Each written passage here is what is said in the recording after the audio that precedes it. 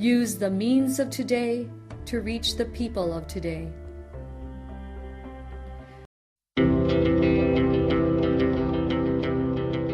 The Church Speaks, an episode where the Holy Father, the Pope, and the bishops of the Philippines speaks about their apostolic letters and exhortations to all Catholic Christians.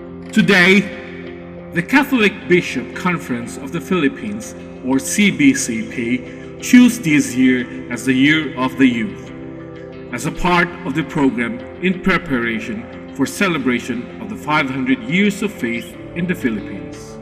Padayon kita mga higala sa paghisgot mahitungod sa mensahe sa atong Santo Papa alang sa mga batanon karon sa atong pagsaulog sa tuig sa mga batanon.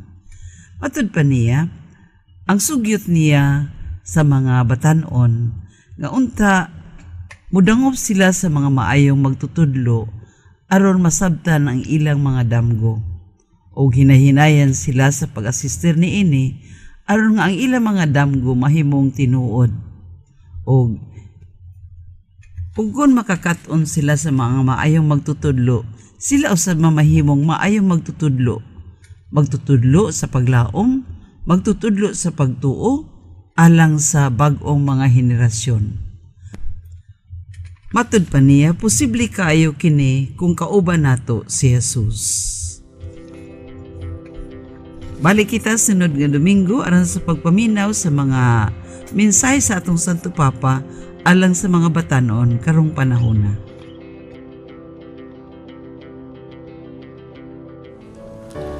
This Holy Mass is brought to you in collaboration with Ricardo O. Santiago Sr., Stu and Nancy Santiago and family, APM Ad and Promo Management, Alex P. Montañez and family, Ernie and Mercy Evangelista, St. John Paul II College of Davao, Royal Bread House Incorporated, Tat and Gigi Coronel and family, Teresita Villa Abrilia, T. Lino Trucking Services, Davao Durian Laundry Services Company, Mr. and Mrs. Potasio Tecandong, Chardin, JDB Diversified Incorporated, Melvin E. Aviles, Porita and Lorenzo and family, Attorney Ali and Veronica Betania and family, Quilans Food House, PSST Bote Junk Shop, Brother Henry and Lolita Evangelista and family, Mr. and Mrs. Lucas B. Datoy and family, Dr. Carol John and Mary Grace Betania and family, Jess and Amelia Dizon, Gus and Sophie, Dolores R. Fanlo and family, Fel Yamido and family, Rafael and Lilian Hizon and family, Fred and Tere Halua and family, Adolfo and Malu Ato, Amparo Ecasas and family, June and Beth Opos and family, and MR Human and Environmental College and family. Offering of the Holy Mass. Accept Most Holy Trinity. This sacrifice fulfilled at one time by the divine word, and now renewed on this altar through the hands of your priest. I unite myself to the intentions of Jesus Christ, priest and victim, that I may be entirely offered for your glory and for the salvation of all people. Through Jesus Christ, with Jesus Christ and in Jesus Christ, I intend to adore your eternal majesty, to thank your immense goodness, to satisfy your offended justice, and to beseech your mercy for the Church, for my dear ones, and for myself. We pray for the intentions of our regular sponsors, choir members, donors, offerers, and volunteers of this Holy Mass, especially the sponsoring groups, DepEd Banquet District administrators and teachers, headed by the Public Schools District Supervisor, Julie G. Yarzo. Land Transportation Office, Region 11, headed by the Regional Director, Attorney Gomer J.D. DepEd Davao Central District administrators and teachers, headed by the Public Schools District Supervisor, Junie M. Ferolino. Thanksgiving intentions of Nida Tumalip, Dr. Carlos Tan and family, Nene Villarica and family, Anonymous, Vita Rivera Bookkeeping Services, Loren Grace Nueva España, 3 LRST Tracking Services, Salvador Rosario, Lalaine Kim, Elda Yarzo and family, Noel and Mariville Afable and family, Jeric Paul Gunn, LTO Region 11, success in the participation of the Broadway stage play competition. Administrators of Banquet District, Nina Laurente, Principal, F. Banquet Central Elementary School, Lurili Baladad, Principal, C. Reta Elementary School, Yolanda Malano, Principal, Doña Asuncion Hizon Elementary School, Rosel Lungakit, Principal, J. Cruz Senior Elementary School, Christine Esteban, Principal, Sasa Elementary School, Cristeline Felix, Principal, V.L. Angliongto Elementary School, Analiza Abayon, Principal, V. Hizon Elementary School, Administrators and teachers of Davao Central District, Josephine Fabian, Principal, Magallanes Elementary School, Epifania M. Villa, Principal, Capitan Tomas Monteverde Central Elementary School, Marcelino Cabana Jr., Principal, Cesario Villa Abrilie Elementary School, Eleanor Deximo, Principal, Doña Pilar Marfor Elementary School, Marieta Gaer, Principal, T. Palmahil Elementary School, Sharon Pichora, Principal, Wireless Elementary School, Alejandro G. Curay, Principal, Elementary School, Bolton Elementary School, Good Health of Lita Montalban, Birthday intentions of Jeanette Gunn, Helen Tabasa, Rodolfo Balili, Josephine Gaetano, Aurea Cayunda, and Leo Aguilar. Recovery and healing of Jovita, Emil Sison, Ernie Evangelista, Linda Torrejos, Henry Evangelista, Lourdes Dolatre, Leling Reyes, and Christine Mabilen. For the eternal repose of Peter, Eric, Felisa, Jesus, Angelina San Jose, Romeo, Norman, Pedro Sr., Rudolfo Estera, Bernardo Casinabe, Milagros, Luciana, Jermin Chu, Elpidio, Adelaida, Erlinda, Claudio, Thelma, Marutas, Julio, Menandro Sr., Anastasio, Felipa, Ruben Sr., Eduardo Ibanez, Jose, Dennis, Manuela, Paul, Anthony, Herman, Jucresna, Tiborcio, and all benefactors, sponsors, and cooperators of the Paulines Media Mission. Prayer for the sick in the name of the Father, and of the Son, and of the Holy Spirit. Lord and Father, God without end and Almighty, through your grace you gave us strength and help in our weakness. In your mercy, touch your sick people. Deliver them from their sicknesses and restore them good health, so that assured of your goodness and love, they will praise and thank you in your holy name. Through Christ our Lord. Amen. My dear brothers and sisters in Christ, good morning. Lent represents the landscape of our lives. This becomes a desert place to train ourselves, discipline our senses, and attune our souls to the message of salvation. The gospel message speaks to us about preparing ourselves and not to wait for death to come and catch them off guard while outside the state of grace. Jesus uses the stories to make us realize that death can come anytime. It will not choose according to some standard. All of us are subject to the same leveling off. Death, even though it will claim one day our bodies, cannot claim our relationship with God. In a converted life, death is just a door to be closed for good by His resurrection. Time is indeed of the essence when it comes to conversion. The presider of this Holy Mass is Father Sebastian C. Gabuya, OFM, Pampanga Executive Homes, Lanang, Davao City. The choir during this Mass is the Hymnus Christi, St. Joseph the Worker Parish, Sasa, Davao City. Let us joyfully celebrate the banquet of love. Please stand as we start the Holy Mass.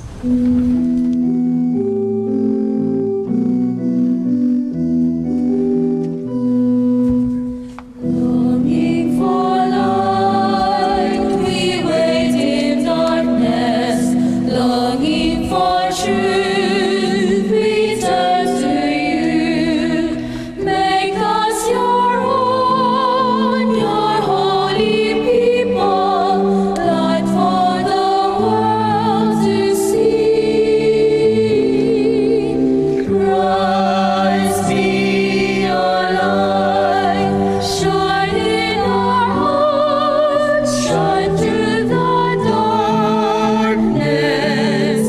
Christ be your light, shine in your church, gathered today.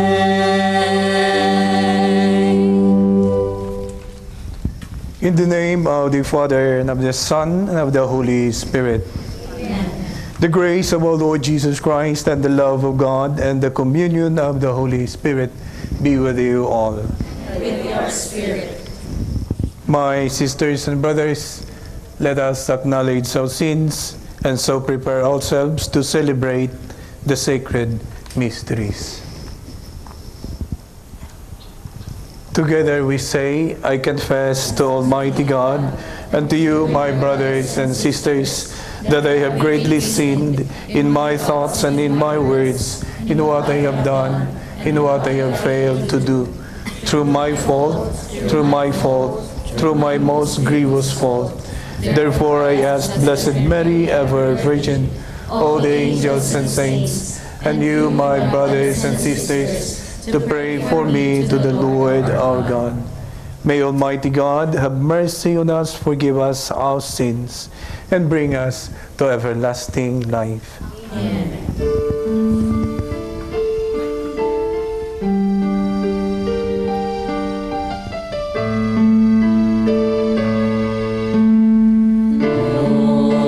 Lord have mercy. Lord have mercy. Christ have mercy.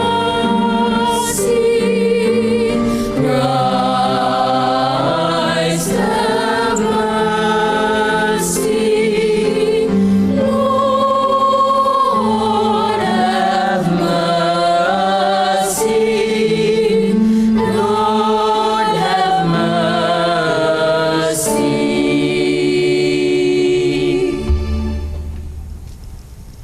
Let us pray. O God, author of every mercy and all goodness, who in fasting, prayer, and almsgiving have shown us a remedy for sin, look graciously on this confession of our lowliness, that we who are bowed down by our conscience may always be lifted up by your mercy.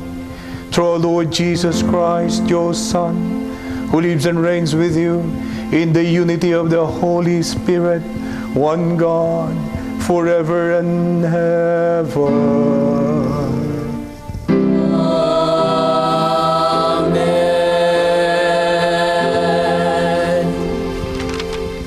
The Lord appears to Moses in the burning bush. and reveals himself as the God of the patriarchs, the God who is not to be compared with other gods, who is faithful and merciful. The first reading.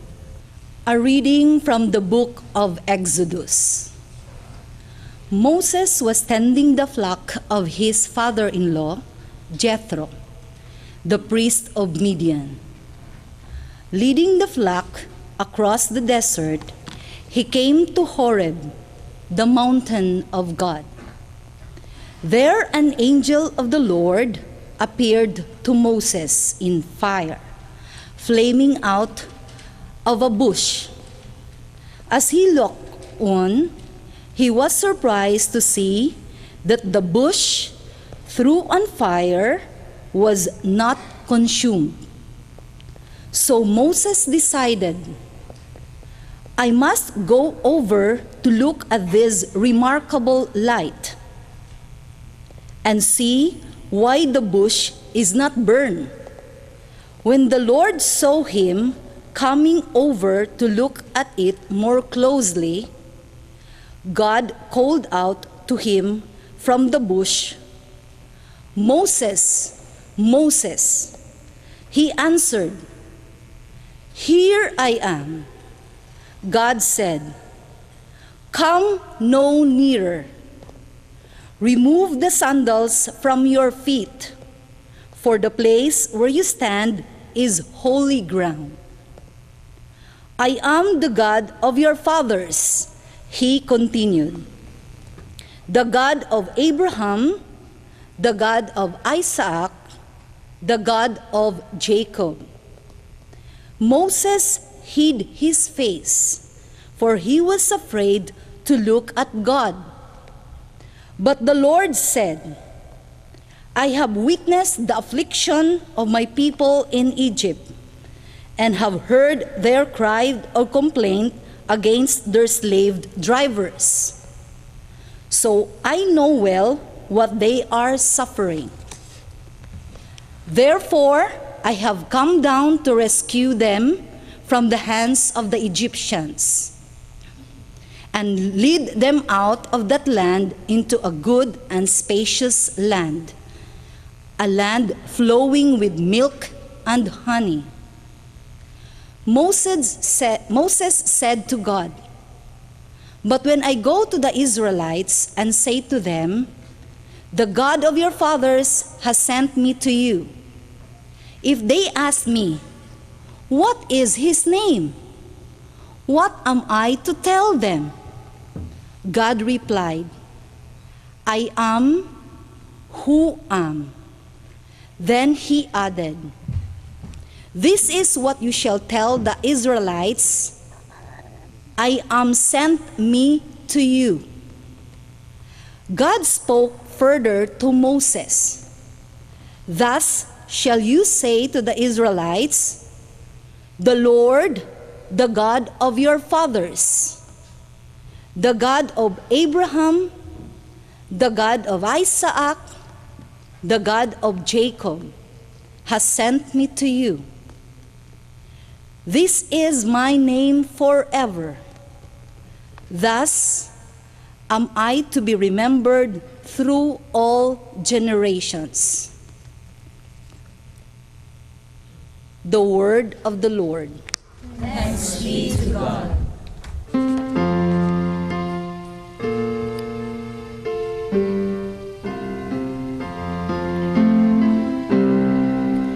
The Lord is kind and merciful. The Lord is kind and merciful.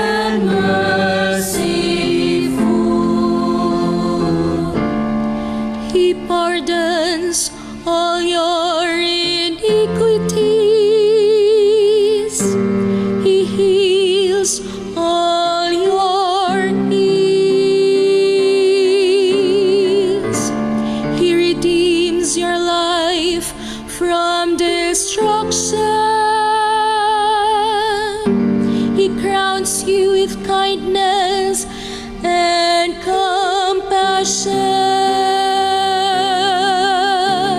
The Lord is kind and merciful. The Lord secures justice and the rights of all the oppressed. He has made known his ways to Moses and his deeds to the children of Israel. The Lord is kind and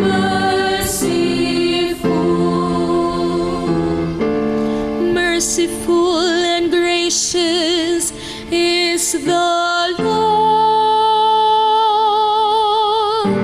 slow to anger and abounding in kindness. For as the heavens are high above the earth,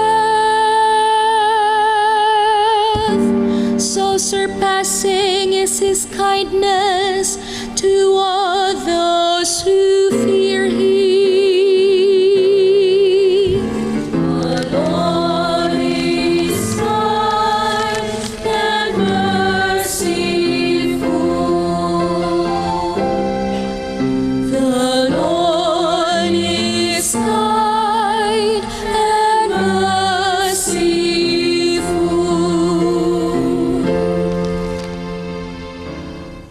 Saint Paul, always focusing on the risen Christ, finds prefigurations in the signs and events of God's deliverance of Israel.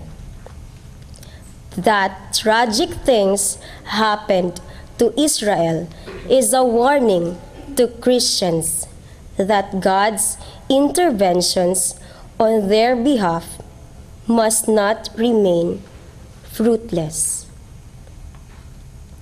The second reading. A reading from the first letter of St. Paul to the Corinthians. I do not want you to be unaware, brothers and sisters, that our ancestors were all under the cloud and all passed through the sea, and all of them were baptized into Moses in the cloud and in the sea. All ate the same spiritual food, and all drank the same spiritual drink, for they drank from a spiritual rock that followed them, and that rock was Christ.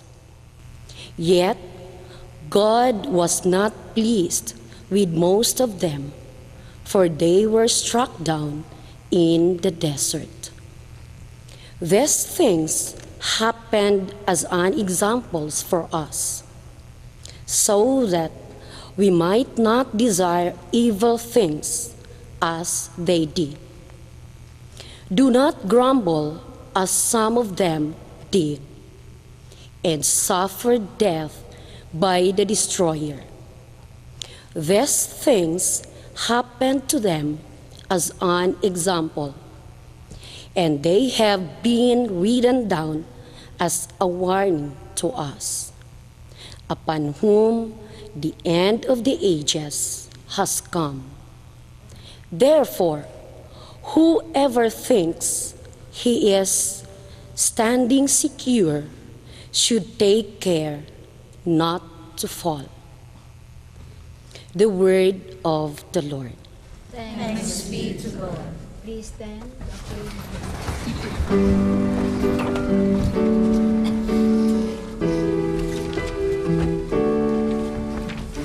Praise to you, Lord Jesus Christ, King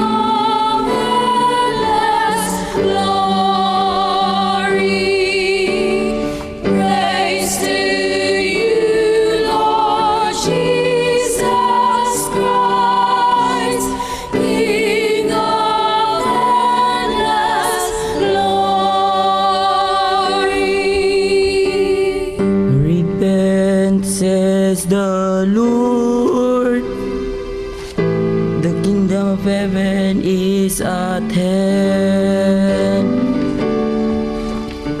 Praise to you, Lord Jesus Christ, King of endless glory.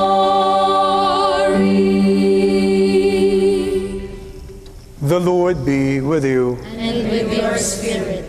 A proclamation from the Holy Gospel according to Luke. Glory to you, O Lord. Some people told Jesus about the Galileans whose blood Pilate had mingled with the blood of their sacrifices. Jesus said to them in reply, "Do you think that because these Galileans suffered in this way, they were greater sinners than all other Galileans? By no means. But I tell you, if you do not repent, you will all perish as they did. Or those 18 people who were killed when the tower of Siloam fell on them, do you think they were more guilty than everyone else who lived in Jerusalem? By no means. But I tell you, if you do not repent, you will all perish as they did." And he told them this parable. There once was a person who had a fig tree planted in his orchard. And when he came in search of fruit on it, but found none, he said to the gardener, "For 3 years now I have come in search of fruit on this fig tree, but have found none. So cut it down. Why should it exhaust the soil?" He said to him in reply, "Sir, leave it for this year also, and I shall cultivate the ground around it and fertilize it. It may bear fruit in the future. If not, you can cut it down." The Gospel of the Lord. Praise to you, Lord Jesus Christ. God is good All the time. all the time. God is good. First and foremost, ako'y happy ko. At naanyayahan kaming mga Franciscans, OFMs dito sa Davao through Sister Rica na makabahagi sa pagdiriwang ng ating TV Mass in this third Sunday of Lent. Ako po ay si Father Basti Gabuya, OFM, Assistant Formator sa aming mga theology students na nag-aaral sa St. Alfonso's Theological Mission Institute or SATMI, which is connected to the Ateneo de Davao University. Our formation house is located in Lanang, Davao City.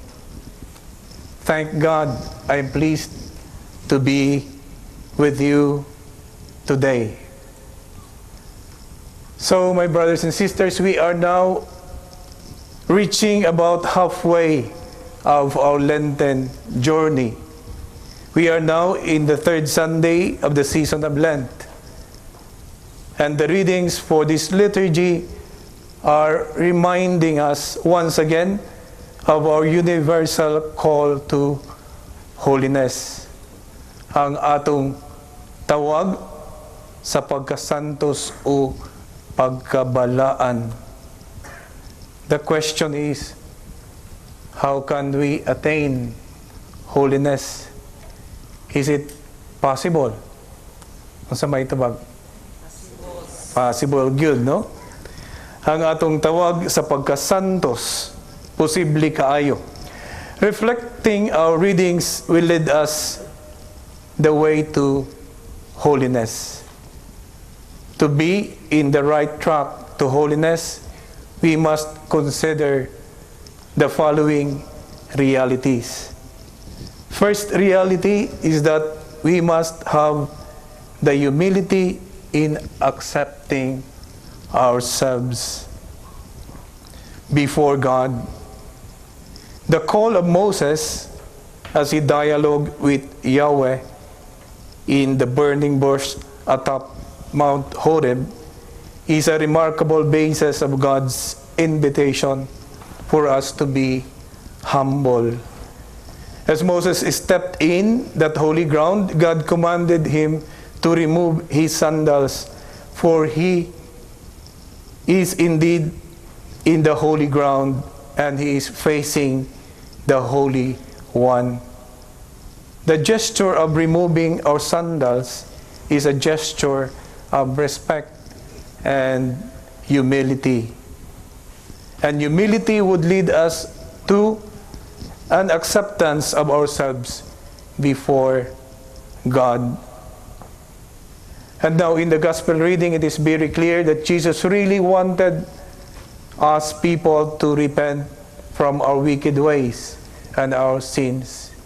He warned us what will happen if God's invitation for repentance is denied.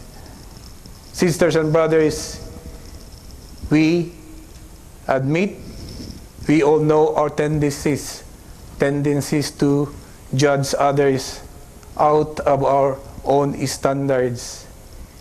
We are able to judge others because we think nakakalamang tayo. But Jesus can read what our heart is saying and our mind is thinking. Just as he read the people's thoughts when they told him about the tragedy of the people murdered by Pilate while they offered their sacrifices in the temple. This is what happened to the people of, also the people of Siloam.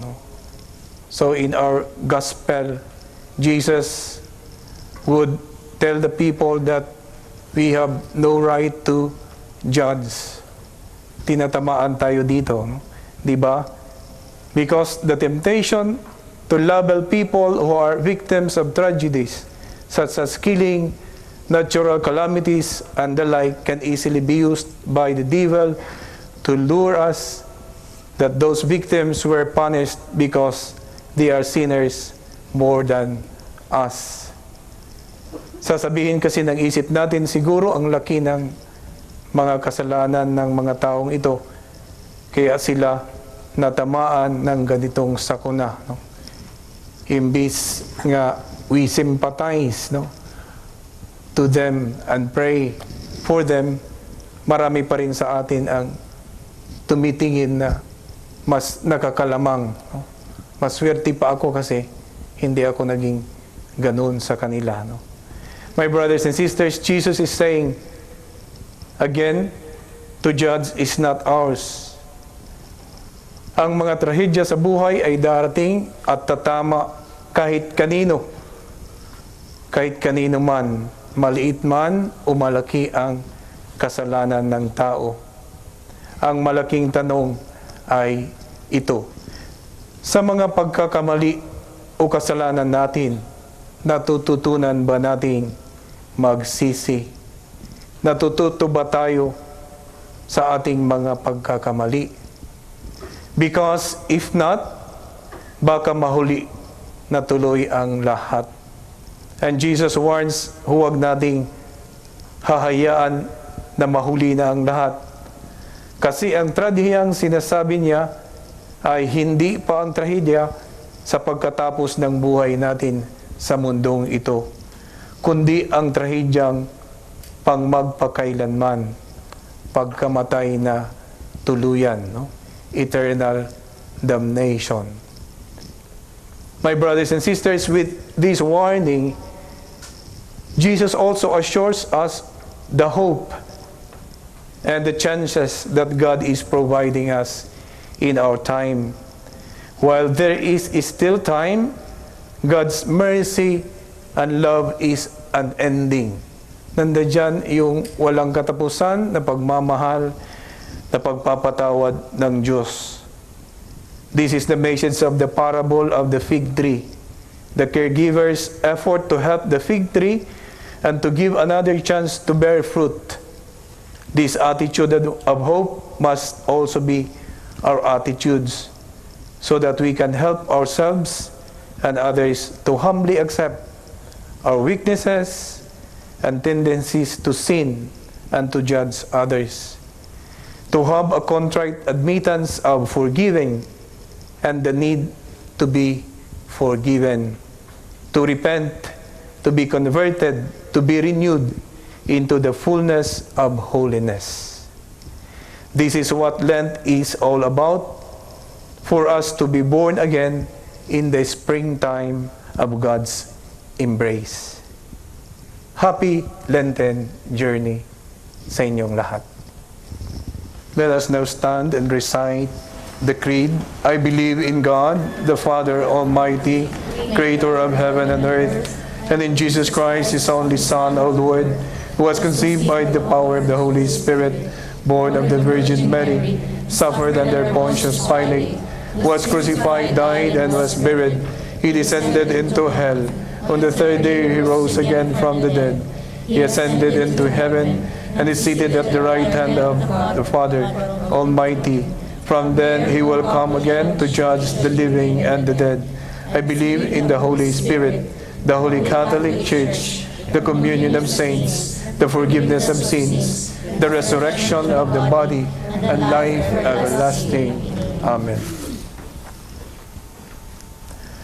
My brothers and sisters, the season of Lent is an urgent call to repent and reunite ourselves to God. Let us humbly pray to the Father that He may help us bear the good fruits of conversion and renewal. In every petition, we shall say, God, our strength, hear our prayer. God, our strength, hear our prayer. That the Church may always work for reforms within herself, aware that she is a community of the people, always in need of repentance. We pray. God of strength, hear our prayer. That those who hold public office and those who aspire to serve our country strike down the unhealthy and oppressed structures that weaken the faith of people. We pray. God, our strength, hear our prayer. That instead of looking upon the miseries of others as punishment of God, we may open our hearts and hands to them, ready to share with them what we have. We pray. God, our strength, hear our prayer. That the Holy Spirit may steer us to bear fruits of repentance, justice, and love with which the Lord expects from us. We pray. God, our strength, hear our prayer. That those stricken with debilitating illness, victims of natural calamities, violence, and injustice may trust in God's providential care. We pray. God, our strength, hear our prayer. That those participating in this Holy Mass may grow in their awareness of the value of coming together, praying together, and find joy in their friendship with the Lord. We pray. God, our strength, hear our prayer. That our beloved dead may be reborn to a new life in Jesus and rejoice forever in the vision of His glory, especially the sponsors, benefactors, and cooperators of the Pauline's Medium Mission. We pray. God, our strength, hear our prayer. Father, we beg you to hear our supplications. May these prayers strengthen us to be faithful in our Lenten observance of prayer, fasting, and almsgiving, through Christ our Lord. Amen.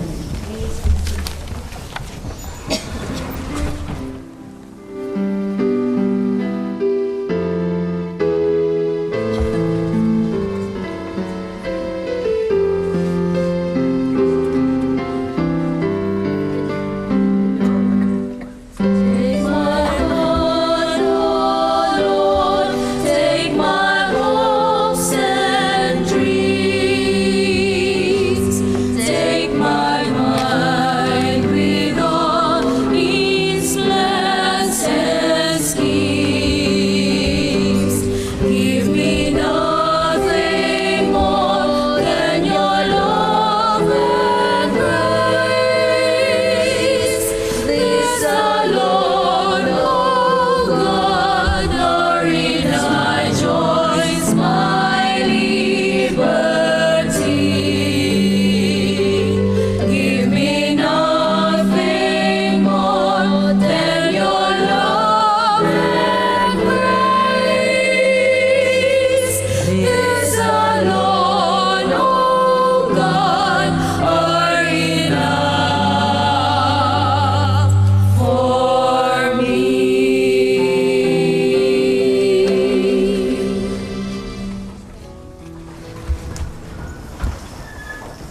Pray now, my brothers and sisters, that my sacrifice and yours be made acceptable to God, our Almighty Father.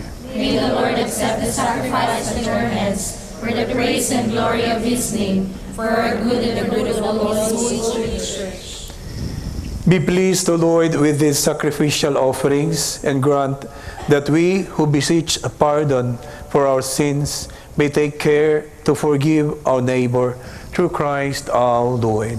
Amen. The Lord be with you. And with your spirit. Lift up your hearts. Lift them up to the Lord. Let us give thanks to the Lord our God. It is right and just. It is truly right and just, our duty and our salvation, always and everywhere to give you thanks, Lord, Holy Father, Almighty and eternal God, through Christ our Lord. For when he asked the Samaritan woman for water to drink, he had already created the gift of faith within her, and so ardently did he taste for her faith that he kindled in her the fire of divine love. And so we too give you thanks with the angels. Praise your mighty deeds as we acclaim.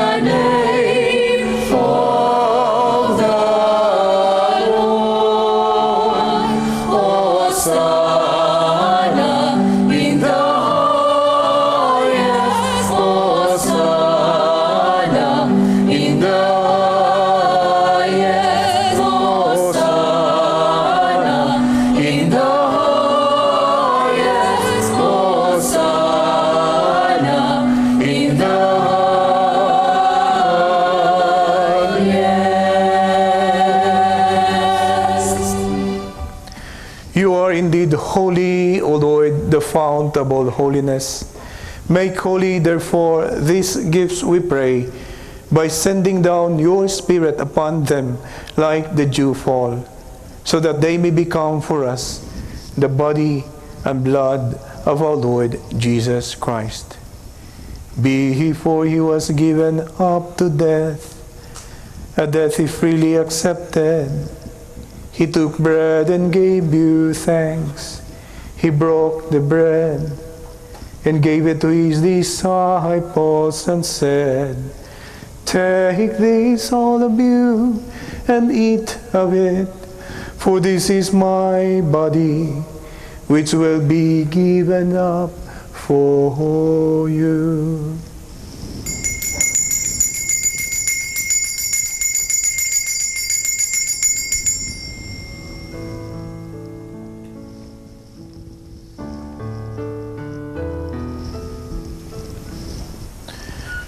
When supper was ended, he took the chalice.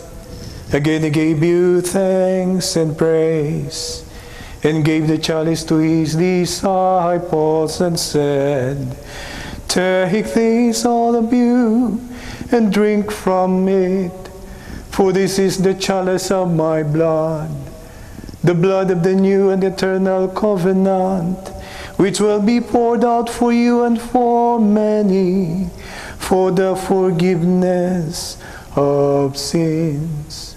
Do this in memory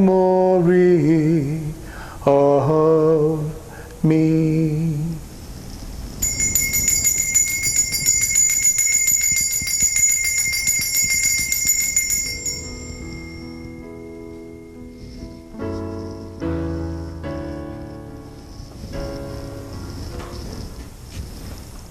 The mystery of faith.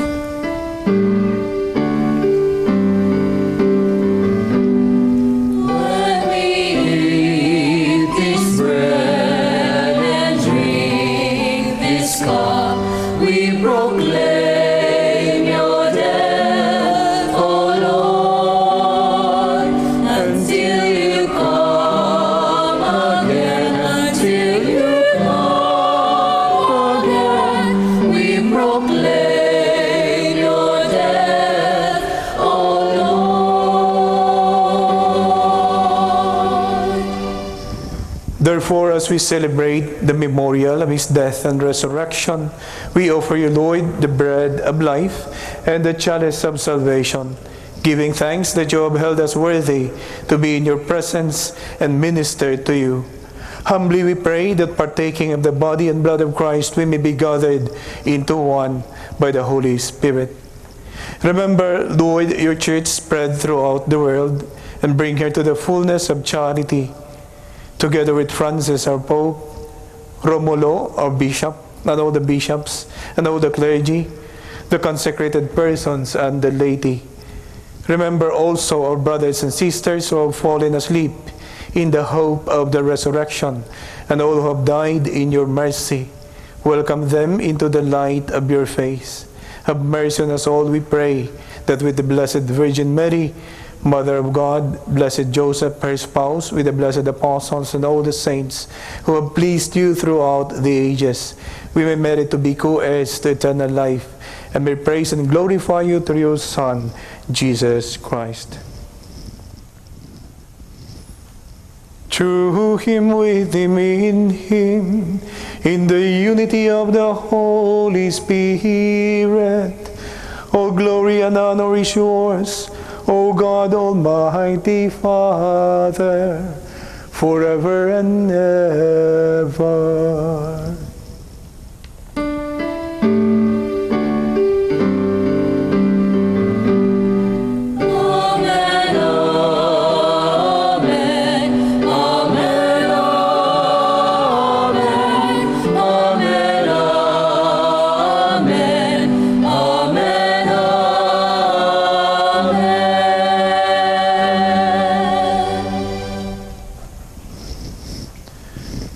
We now ask the Father to forgive us our sins as we forgive those who sinned against us.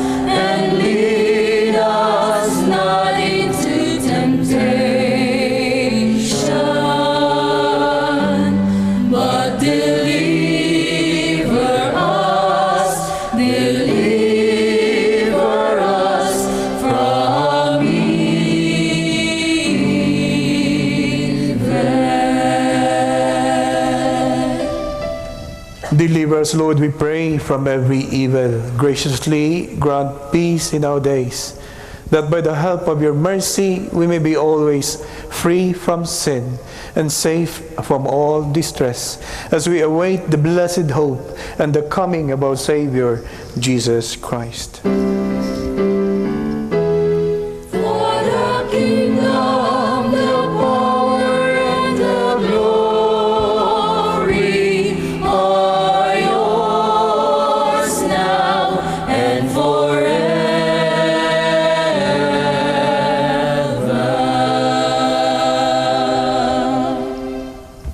Now, in the silence of our hearts and minds, we continue to pray for peace, peace in the whole world, peace in every nation, especially here in our very own country, the Philippines, peace in our communities, peace in our homes, in our families, and peace in ourselves. Lord Jesus Christ, who said to your apostles, "Peace I leave you, my peace I give you. Look not on our sins, but on the faith of your church, and graciously grant her peace and unity in accordance with your will, who live and reign forever and ever. Amen. The peace of the Lord be with you always. And with your spirit. Let us now offer each other the sign of peace. Peace be with you. Peace be.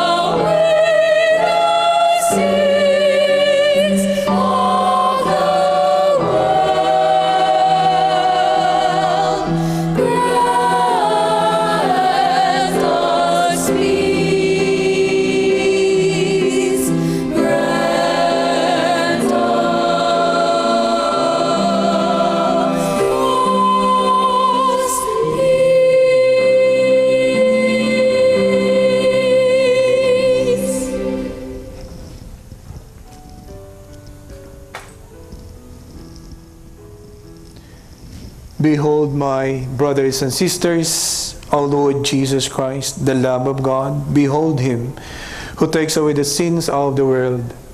Happy are those who are invited to partake of his meal. Lord, I am not worthy that they should enter under my roof, but only say a word, and my soul shall be healed. May the body and blood of Christ bring us to life everlasting.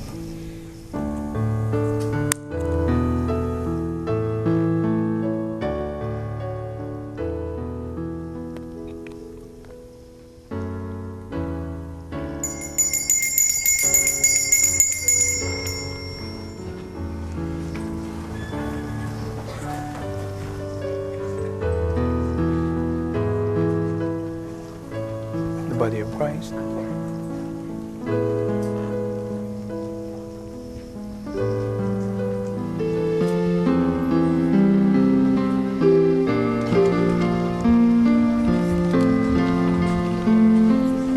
The body of Christ.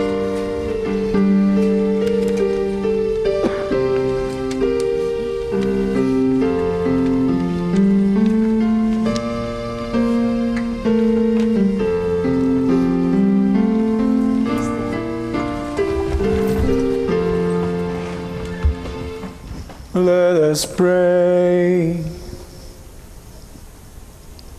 As we receive the pledge of things yet hidden in heaven, and are nourished while still on earth with the bread that comes from on high, we humbly entreat you, O Lord, that what is being brought about in us in this mystery may come to true completion through Christ our Lord.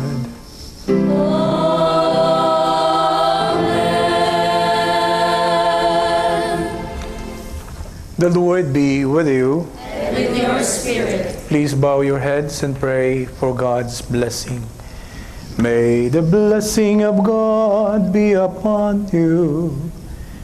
The blessing of the Father and the Son, and may the Spirit of God, the Spirit of love, be with you all your day. Direct, O Lord, we pray, the hearts of your faithful, and in your kindness grant your servants this grace, that abiding in love of you and their neighbor, they may feel the whole of your commands. And may the Spirit of God, the Spirit of peace, be with you all your day. And may our Almighty God bless you, the Father, the Son, and the Holy Spirit. Amen. The Mass has been offered. We go forth and praise God by our lives. Thanks be to God.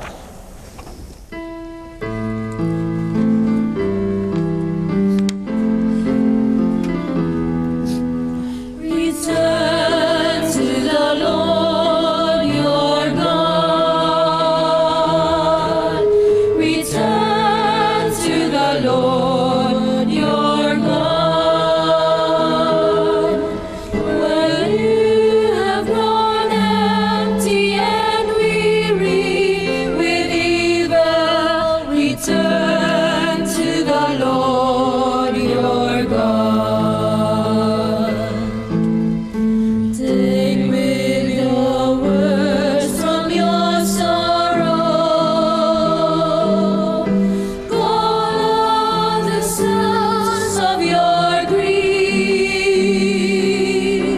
Let go of the gods that your fears have fashioned, and be